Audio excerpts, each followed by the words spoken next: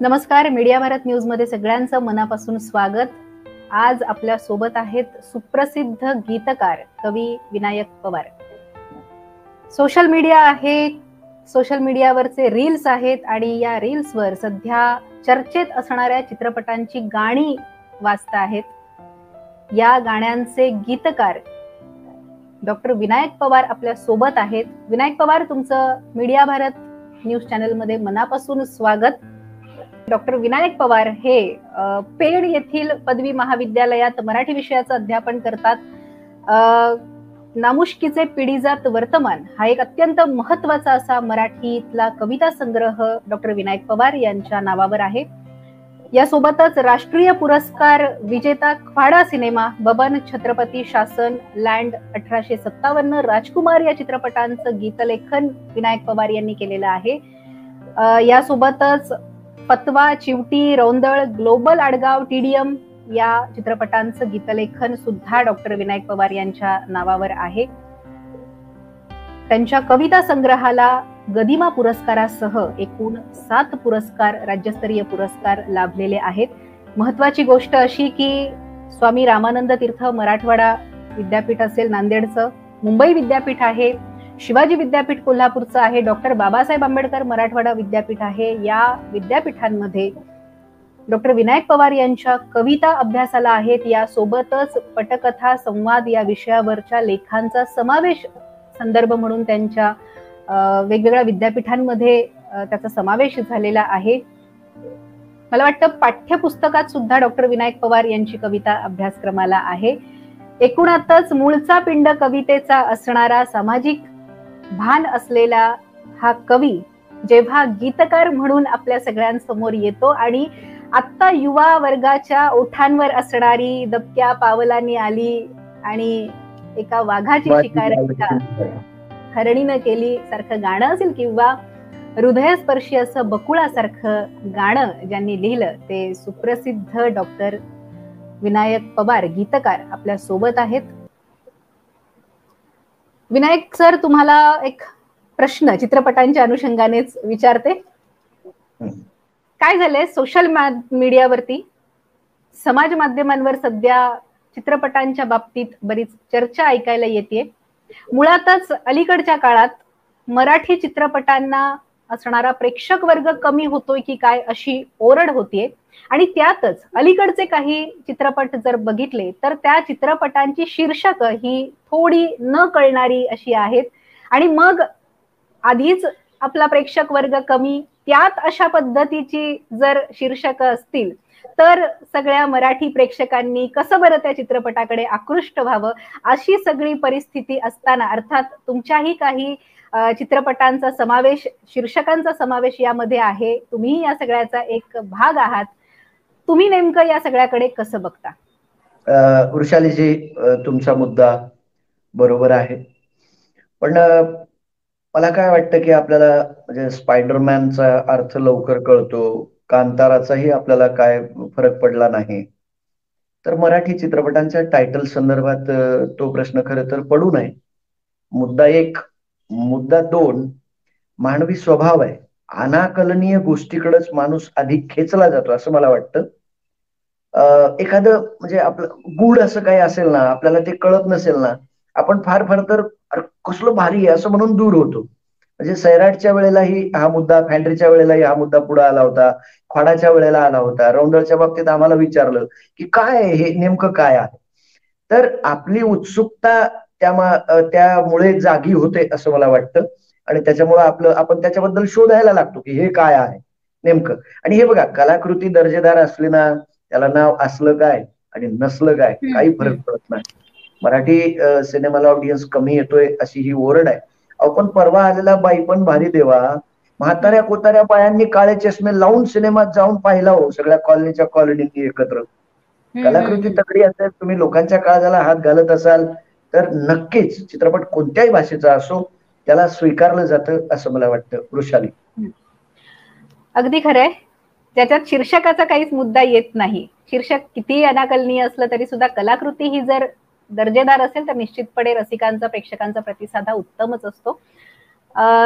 एकीकडे नामुष्कीचे पिढीजात वर्तमान हा एक महत्वाचा कविता संग्रह असणारा कवी विनायक पवार आणि सगळी लोकप्रिय गाणी आज जी तरुण वर्गाच्या ओठांवर आहेत, अगदी तरुण वर्ग कशाला, थोडं इन्स्टा किंवा इतरही मीडिया बघितला की मध्यमवर्गीय स्त्रिया असतील, मध्यम वयातले स्त्री पुरुष असतील, या सगळ्यांच्या रील्सवर आपल्याला ही गाणी दिसत आहेत आणि निश्चितच तुमच्यासाठी सुद्धा कवी म्हणून, गीतकार म्हणून ही आनंदाची गोष्ट असणार आहे.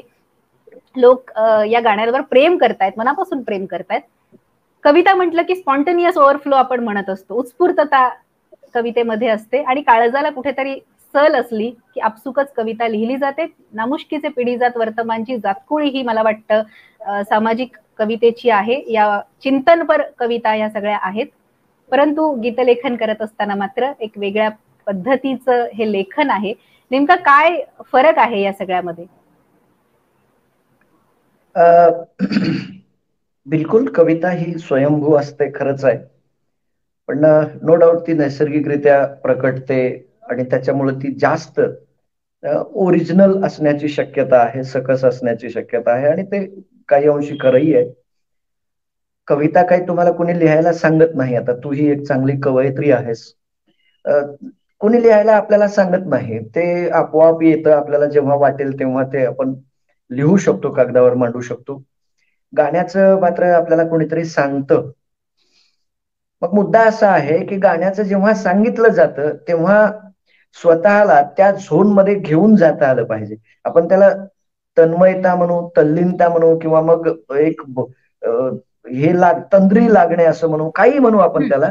आपल्याला तेवढं तिथपर्यंत स्वतःला घेऊन जाता आलं तर गाणं हे त्याच ताकदीचं येऊ शकतं असं मला वाटतं. आपल्याला तिथपर्यंत, काल परवा रौंदळ सिनेमातलं एक गाणं आहे, कदाचित तू ऐकलं असशील. बापावरचं गाणं आहे, म्हणजे त्या नायकाचा, हिरोचा बाप गेला आणि नंतर ते गाणं बॅकला वाजतं आणि त्याच्यात एक ओळ आहे. ती ओळ लिहिताना मीच रडलो होतो. बापा राहिली रे तुला एक मारायाची मिठी. म्हणजे किती साधी ओळ आहे पण ती लागते आतमध्ये. आणि खूप लोकांनी, आता काल परवाच रविवारी सिनेमा रौंदळ टीव्हीवर पाहिला आणि बरेच फोन आले. तर फारसा फरक नाहीये, पण नो डाऊट एक निसर्गदत्त आहे आणि एक कलाकृती आहे, कारागिरी आहे, तडजोड आहे आणि त्याच्यामुळे जिथे तडजोड आहे तिथे तेवढं ओरिजिनल आपल्याला मिळण्याची शक्यता थोडीशी कमी होते. पण तरी तुमची गाणी ऐकताना मुळात कविता आहे असं कायम वाटत राहतं निश्चितपणे, कारण एक चांगला ताकदीचा कवीच चांगली गाणी लिहू शकतो. ही परंपरा मराठीने आजवर बघितलेली आहे आणि निश्चितपणे तुम्ही ती पुढे नेता आहात.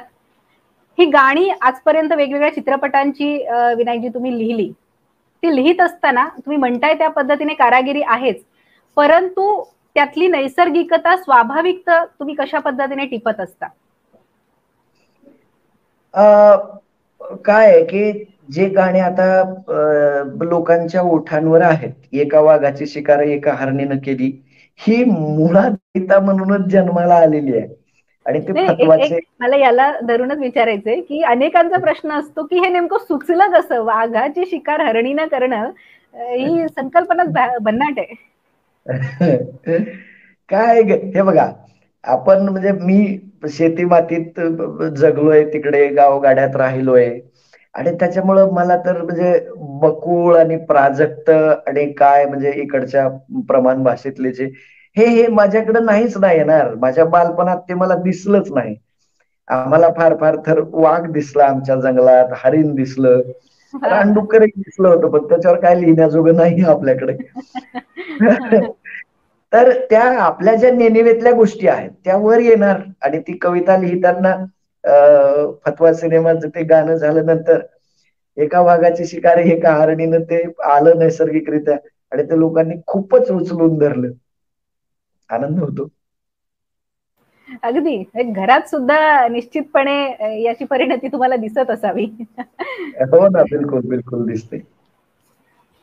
विनायकजी, नामुष्कीचे पिढीजात वर्तमान हा कविता संग्रह जेव्हा तुम्ही प्रकाशित केलात तर निश्चितपणे त्यातला संपूर्णतः जो सामाजिक विषय आहे, किंवा तुम्ही आता म्हणालात मुळातच तुम्ही शेतीमातीतले सगळं तुमचं आयुष्य तिथलं आहे.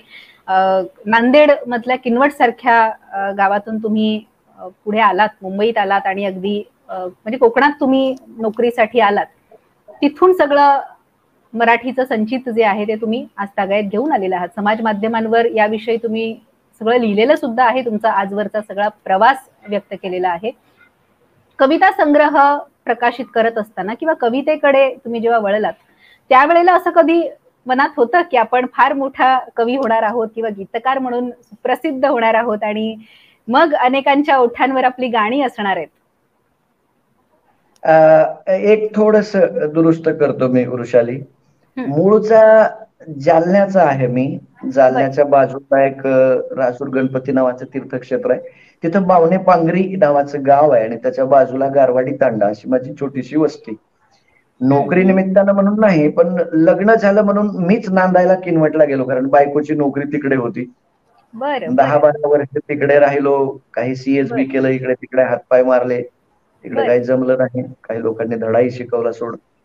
तर त्यानंतर मग नोकरी मिळाली श्री स्वामी विवेकानंद शिक्षण संस्था कोल्हापूर या संस्थेअंतर्गत 2 वर्ष इचलकरंजीला राहिलो आणि त्यानंतर मग आता गेली 5 वर्ष मी इथे कोकणात आहे. त्याच्यामुळे मला एक खूप मोठ्या प्रकाशकानं विचारलं होतं, तुम्ही गीतकार विनायक पवार की कवी विनायक पवार? बरं बरं. म्हटलं ते दोन्ही एकच आहेत. तर आता मी ते क्लिअर करतो की हे बघा, म्हणजे 98ला मी पहिली कविता लिहिली पावसावरची. आणि त्यानंतर 12वीला होतो मी. तर तेव्हा तर काही वाटलं नाही, पण त्याच्या आधी 8वीला असताना कुंती नावाची कविता मी वाचली होती इंद्रजित भालेराव सरांची. आणि तेव्हा मला ती कविता खूप आवडल्याचं पत्रही त्यांना लिहिलं होतं. त्या पत्राचं उत्तरही त्यांनी मला दिलं. ते पत्र माझ्याकडे अजून आहे. तर कविता लिहित होतो, जसं जमेल तसं पुढे येत गेलो. उत्तम आंबोरे सर असतील, राम कदम असतील, यांनी BA ला असताना खूप चांगली पुस्तकं वाचायला दिली. उत्तम आंबोरे सरांनी म्हणजे त्यावेळेस हिरा बनसोडेंचं फिर्याद मी वाचलेलं आहे. कृष्णकुमार चांदेकरांचं पतुसा वाचलं होतं. प्रचंड विद्रोही. त्यावेळेला ढसाळ भेटले, बाबूराव बागुल भेटले. म्हणजे ग्रामीण आणि दलित या दोन्ही जाणीवांनी माझ्यातला कवी लेखक हळूहळू पुढे जात होता, शिकत होता. आणि ते चालू असताना मला वाटलंही नव्हतं की मला सिनेमाचं गाणं लिहिण्याची संधी मिळेल. मला नव्हतं वाटलं. पण वृषाली, अंतःकरणातून एक सांगतो, माझा मित्रांचा गोतावळा खूप मोठा आहे. त्याला तुझ्या भाषेत आपण गणगोत म्हणू. मित्रांचं हे गणगोत फार मोठं आहे आणि त्याचमुळे कल्याण वाघमारे असतील, माझा मित्र म्हणजे रोहितदादा नागभिडे तर हे त्याचे मित्र. आणि या कल्याणमुळे मला खोडाचं गाणं लिहायची संधी मिळाली. आणि म्हणतात ना, पहिल्या बॅटवर 6 बसला आणि मग नंतर गीतकार म्हणून सगळं पुढे चालू आहे. आणि माझं मी काम करतोय, लोकांना आवडत आहे, ते हा बोनस आहे. अच्छा लगता है की आपण केलेल्या कामाला कोणीतरी अप्रिशिएट करतंय. खोडाचा संदर्भ निघालाच तर त्याच्या 2 ओळी ऐकायला आवडतील. तुझ्या रूपाचं चांदणं पडलंय ना मला भिजवू द्या. माझी चाल, माझे शब्द, मला दुसऱ्याच्या चालीत गाता येत नाही. तुझ्या रूपाचं चांदणं पडलंय ना मला भिजवू द्या. माझं काळीज लागलंय नाचून गाणं वाजू द्या. हिला पाहता धावू लागला, लाजू लागला वारा. हिचा सरकता पदर सूर्याचा चढू लागला पारा. आता नेमकच सप्पान पडलंय ना मला निजू द्या. मला या आता तुम्ही म्हणालात की तुम्ही तुमच्याच चालीत कविता किंवा गाणं सादर करताय, पण मग आता जेव्हा तुम्हाला खरं तर चित्रपटांसाठी गाणं लिहिणं ही म्हटलं तर कृत्रिम सगळी प्रक्रिया आहे. आपल्याला एक काहीतरी सीन कळतो आणि मग त्याच्यानंतर त्या अनुषंगाने सगळं गाणं लिहायचं असतं. हे सगळं तुम्ही जेव्हा लिहिता त्यावेळेला आपसुकच तुमची चाल आलेली असते आणि मग ती संगीतकारापर्यंत जाते, की सरळ आपले शब्द येतात आणि मग आपोआप चाल संगीतकार बांधत असतो? नाही, मला अजूनही स्पष्ट झालेलं नाहीये की चाल आधी येते माझी की शब्द नंतर येतात. दोघे सोबतच येतात बघ. आणि काहीतरी हुक सापडतो असा. काल परवाचा एक हुक तर खूपच सुंदर झालाय अगदी. म्हणजे त्याच्यातली एक ओळ आहे अशी की तुला चंद्रावर पलाट घेऊन देईन. आता ते चालीसोबत आलं आणि थॉट पाणीच आलाय डायरेक्ट चंद्रावर. म्हणजे आता नाही का, आपण समाजात बाहेर पाहतो थापाड्यांचा काळ आहे, त्याच्यामुळे गाण्यातूनही कधी कधी कवी असे थाप मारू शकतो ना, काय प्रॉब्लेम. बरं. विनायक पवार, तुमची मिस्किल सगळी शैली जी आहे ती तुमच्या बोलण्यामध्ये कायम जाणवत असते. कवी संमेलनांमध्ये, अखिल भारतीय मराठी साहित्य संमेलनांमध्ये तुमचा सहभाग राहिलेला आहे. निमंत्रितांच्या कवी संमेलनात तुम्ही सहभागी आहात. वेगवेगळ्या मंचांवर तुम्ही कविता सादर करत असता. त्यावेळेला तुमची एक कविता जी फार लोकांना आवडते, म्हणजे आपण कवी संमेलनाच्या भाषेत सांगायचं तर भाव खाऊन जाणारी कविता, तर ती कविता, कवीच्या बायकोचं मनोगत काय असू शकतं? मी जर बरोबर असेल तर, चुकलं तर मला करेक्ट करा तुम्ही, पण मी जितकं संमेलनांमध्ये ऐकलंय तर ही भाव खाऊन जाणारी कविता आहे. आणि मला रसिकांना सांगायला आवडेल की ही कविता ऐकल्यानंतर चांगल्या चांगल्या कवींना पुढे कविता सादर करण्याला थोडस भय वाटतं की आता काय आपण सांगावं, इतका अशा सगळ्या त्या कवी संमेलनामध्ये असतो. निश्चितच मी मगाशी म्हटलं तसं की फाडा असेल किंवा रौंदळ असेल किंवा बकुळासारखं अप्रतिम काळजाला हात घालणारं गाणं लिहिणारे विनायक पवार एक वेगळं व्यक्तिमत्व आहे. नामुष्कीचे पिढीजात वर्तमान सारखा संग्रह ज्यांच्या नावावर आहे ते विनायक पवार वेगळे आहेत. आणि विद्यापीठांमध्ये पटकथा लेखन, गीतलेखन यासारखे संदर्भाचे लेख ज्यांचे अभ्यासाला आहेत ते चिंतन व्यक्त करणारे विनायक पवार वेगळे आहेत. आणि मिस्किल स्वभाव असणारे, तो बोलण्यातून त्यांच्या जाणवणारे, आणि अर्थातच मी आता ज्या कवितेविषयी बोलते आहे ती कविता सादर करणारे विनायक पवार वेगळे आहेत. त्यामुळे ह्या सगळ्या अनेक विधी, अनेक अंगी असणारे, प्रवास करणारे विनायक पवार, मला ही कविता तुमची ऐकायची आहे. अर्थात मीडिया भारतच्या सगळ्या रसिक श्रोत्यांना ही कविता ऐकायला आवडेल. काय नेमकी या कवितेमागची पार्श्वभूमी आहे आणि काय अनुभव आहेत याचे? 2003 ला की 4 ला देवगिरी महाविद्यालय औरंगाबादला साहित्य संमेलन होतं. मला वाटतं राग जाधव सर त्याचे अध्यक्ष होते. आणि 2002-3 ची ती घटना आहे. ते वर्ष करेक्ट करू आपण नंतर, मला आठवत नाहीये. मी जालन्यातून निघालो, औरंगाबादला आलो. येता येता प्रवासात मला त्या कागदावर 4-5 ओळी सुचल्या होत्या. आणि त्या सुचण्यामागचं कारण आहे, त्या दरम्यान मी ओशोंचं एक पुस्तक वाचलं होतं आणि त्या पुस्तकात एक ओळ, एकच ओळ अख्ख्या पुस्तकातली मला आयुष्यभर ती आठवत राहते. मी नेहमी सांगत असतो की जब आप खुद हंसते हो तो आप खुदा की इबादत करते हो. जब आप खुद हंसते हो तो आप खुदा की इबादत करते हो. जब आप किसी और को हंसाते हो तो खुदा आपके लिए इबादत करते हैं. म्हणजे ठीक आहे, मी ग्रामीण भागात जन्मलो, मग मी आजन्म रडकच लिहायचं का? आजन्म सगळं फक्त वेदना वेदना, दुःख दुःख एवढंच आहे का आयुष्यात? तर नाही. आणि वेदना असली तरी तिला थोडस विसरणं हे आपल्या मेंदूसाठी फारच महत्वाचं आहे.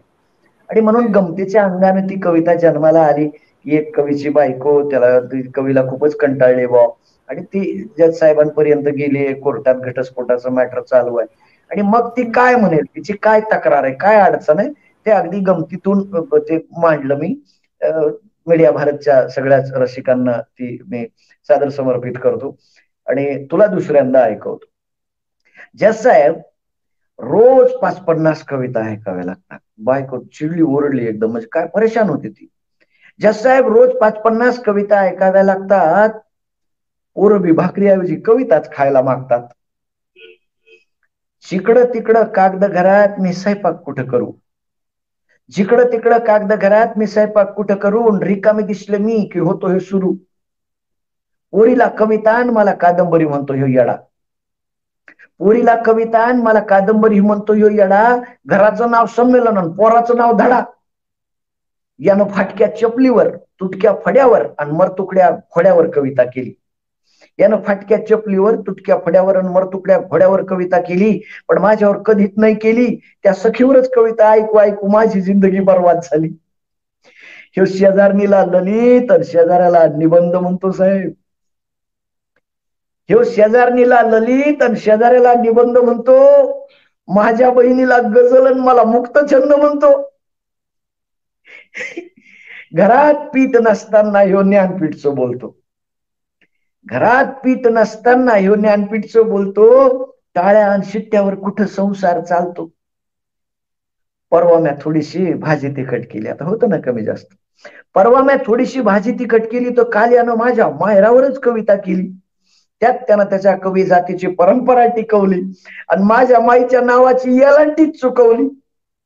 भावाच्या नावाचा काना खाऊन टाकला, भावाच्या नावाचा काना खाऊन टाकला आणि बापाचा मिशीसारखा उकारच कापला. गवाह और सबूतों को मद्देनजर रखते हुए, गवाह और सबूतों को मद्देनजर रखते हुए याच्या डायऱ्या जाळून टाका. गवाह और सबूतों को मद्देनजर रखते हुए याच्या डायऱ्या जाळून टाका. आणि बसणार नसल कायद्यात तर मला बहिर करून टाका, मला बहिर करून टाका, मला बहिर करून टाका. वा वा वा, क्या बात आहे, क्या बात आहे. विनायक पवार, तुम्ही वेळात वेळ काढून मीडिया भारतच्या आजच्या भागात उपस्थित राहिलात. तुम्ही कविता ऐकवलीत आणि सगळ्या प्रेक्षकांसोबत, रसिकांसोबत गप्पा केल्यात. यासाठी मीडिया भारत टीमच्या वतीनं मी तुमचे मनापासून ऋण व्यक्त करते.